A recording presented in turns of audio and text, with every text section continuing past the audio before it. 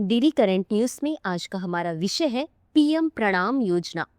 सबसे पहले देख लेते हैं पूरे एपिसोड में किन किन मुद्दों पर बात करेंगे।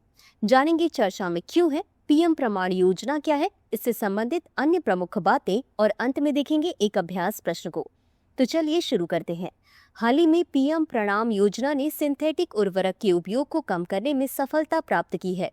इस योजना के तहत वर्ष 2023-24 में 15.14 लाख टन सिंथेटिक उर्वरक का कम उपयोग किया गया है, जिसके परिणाम स्वरूप सब्सिडी में पर्याप्त बचत हुई है। बता दें कि कर्नाटक अकेले कुल बचत का 30% के लिए जिम्मेदार है।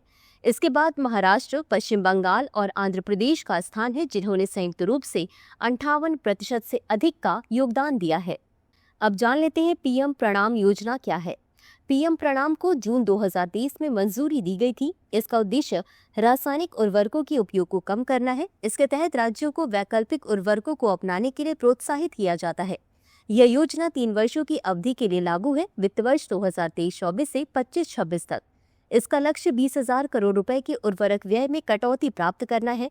यह लक्ष्य रासायनिक उर्वरकों पर निर्भरता को कम करने और संधारणीय कृषि को बढ़ावा देने की दीर्घकालिक रणनीति को दर्शाता है।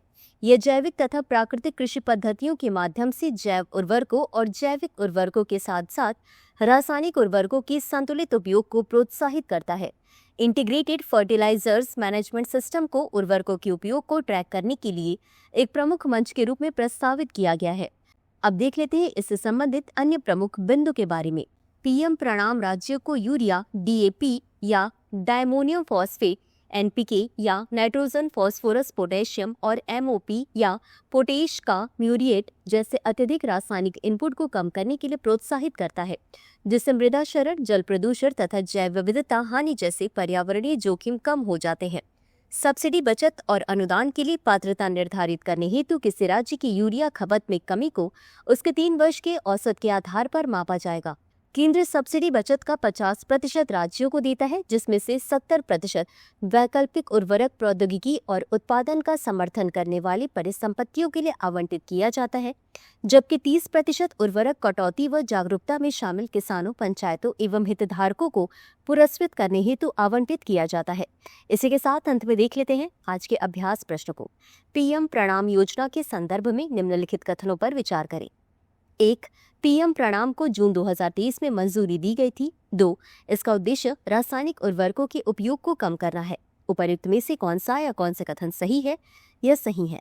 ए केवल 1, बी केवल 2, सी 1 और 2 दोनों, डी न तो 1 और न ही 2। इस प्रश्न का उत्तर कमेंट बॉक्स में जरूर दें। अभी के लिए बस इतना ही। धन्यवाद। डियर व्यूअर्स, अपने एग्जाम की तैयारी को और बेहतर करने के लिए हमारे चैनल को लाइक, शेयर और सब्सक्राइब करना न भूलें।